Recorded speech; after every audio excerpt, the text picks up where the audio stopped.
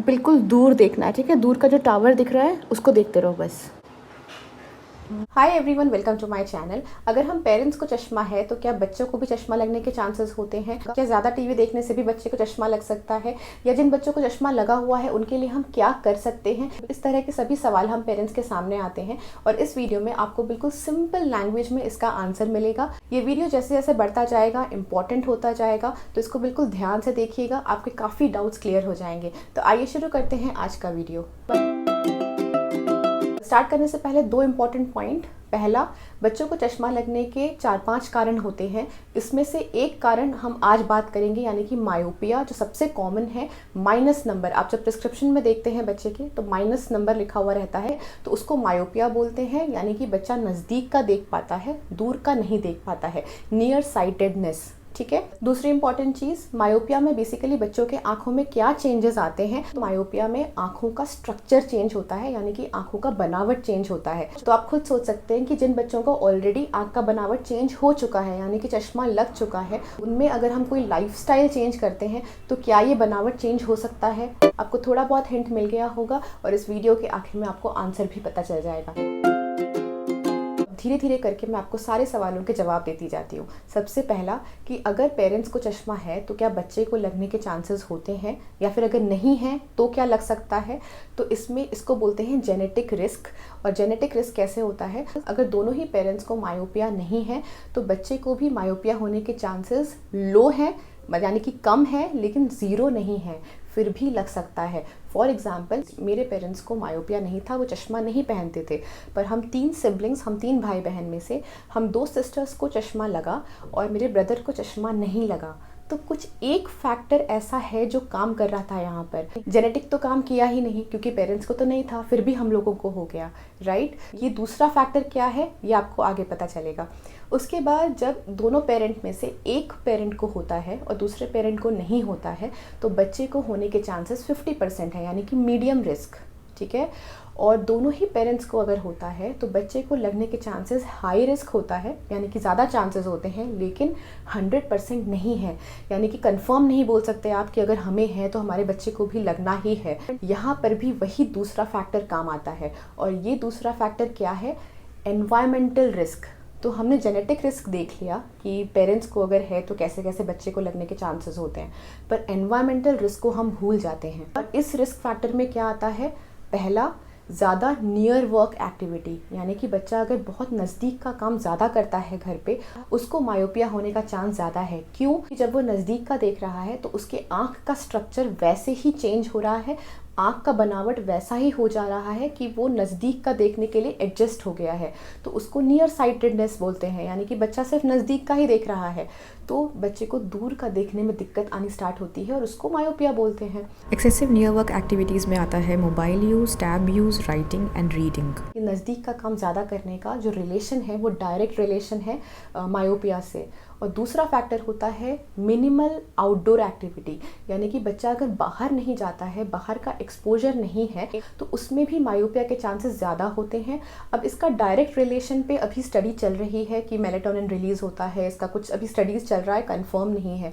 लेकिन indirect relation है कि बच्चा अगर बाहर कम जा रहा है तो इनडायरेक्टली वो घर पे ज़्यादा रह रहा है, और घर पे ज़्यादा रहता है तो वो टैब देखता है, यानी कि नज़दीक से चीज़ें देखता है। तो आउटडोर एक्टिविटी का एक इनडायरेक्ट रिलेशन होता है मायोपिया से। तो अब हमें करना क्या है?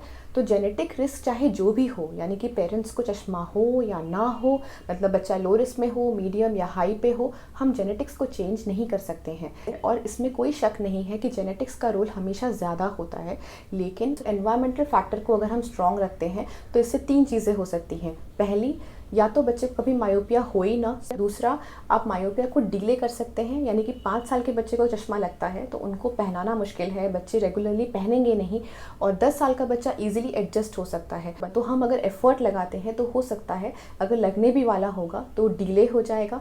और तीसरा, जिनको ऑलरेडी लगा हुआ है उनका हम प्रोग्रेशन रोक सकते हैं। मायोपिया आप सबको पता है कि हर साल इसका पावर बढ़ता रहता है, इस प्रोग्रेशन को हम स्लो रख सकते हैं, यानी कि उसको बढ़ने से रोक सकते हैं। है ना, बिल्कुल दूर देखना है, ठीक है। दूर का जो टावर दिख रहा है उसको देखते रहो बस। आप बच्चे को बालकनी में या फिर विंडो पे खड़ा करके दूर देखने के लिए भी बोल सकते हैं, और दिन भर में ये काफ़ी बार करिए बिकॉज बच्चे अभी बाहर नहीं जा रहे हैं।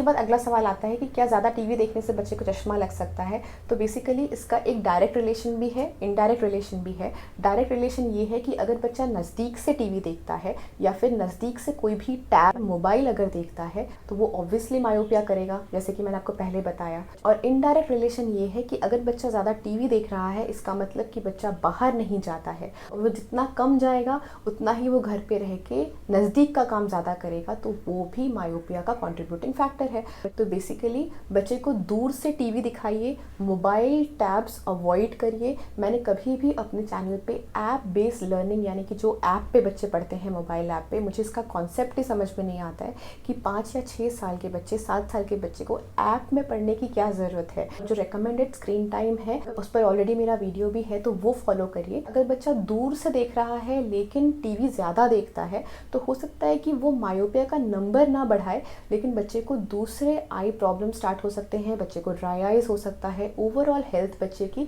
जो आई की हेल्थ होती है वो कम हो जाएगी। अब सवाल आता है कि क्या हरा सब्जी खिलाने से, जो हम हमेशा से सुनते आए हैं, क्या उससे आंखों पे कोई पॉजिटिव असर नहीं होता है। जो एनवायरमेंटल फैक्टर्स मैंने आपको बताया, जो 2 बताया, एक्सेसिव नियर वर्क एक्टिविटी और बाहर ले जाना, ये दोनों बच्चे के मायोपिया पे असर करता है, यानी कि बच्चे के माइनस नंबर पे असर करता है। और जो बाकी चीज़ें हैं जैसे कि हरा सब्जी खिलाना या फिर अच्छा डाइट रखना, एक्सरसाइज कराना, योगा कराना, ये सारी चीज़ें बच्चों की जनरल हेल्थ को अच्छा रखता है, आई के जनरल हेल्थ को अच्छा रखता है। सवाल आता है कि जिन बच्चों को ऑलरेडी चश्मा है उनके लिए हम क्या कर सकते हैं। तो यहाँ पर आपको फोकस करना है बच्चे का प्रोग्रेशन रोकने के लिए। मायोपिया बहुत ही फास्ट प्रोग्रेस करता है, यानी कि अगर -1 इस साल है और अगले साल जब आप चेकअप के लिए लेके जाएंगे बच्चे को, तो हो सकता है कि -2 हो जाए या फिर -3 हो जाए। तो इस चीज़ को जितना पॉसिबल हो हमें स्लो कर देना है, ताकि आप अगले साल भी अगर जाते हैं तो बच्चे का सिर्फ 0.25 बढ़े या फिर बढ़े ही ना। और इसके लिए आपको यही चीज़ें करनी है जो मैं इस वीडियो में आपको बता रही हूँ। एनवायरमेंटल फैक्टर्स पे ध्यान दीजिए, बच्चे को नियर वर्क कम कराइए, बाहर लेके जाइए, बच्चे का ओवरऑल आई हेल्थ अच्छा रखिए। बच्चों का ओवरऑल आई का हेल्थ कैसे स्ट्रॉन्ग रखना है उस पर सेपरेट वीडियो मेरे चैनल पे आ जाएगा।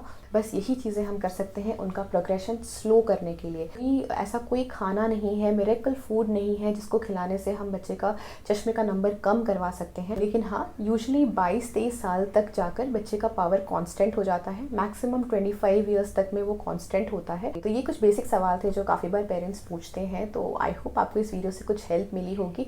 अगर आपका कोई सवाल रह गया है मायोपिया से रिलेटेड तो आप मुझे कमेंट सेक्शन में लिख के बता सकते हैं। इस आई केयर सीरीज़ में और भी वीडियोज़ आते रहेंगे, तो अगर आपको नोटिफिकेशन जल्दी चाहिए तो प्लीज़ मेरे चैनल को सब्सक्राइब कर लीजिए। आज के लिए बस इतना ही। Stay safe, stay healthy. Thank you.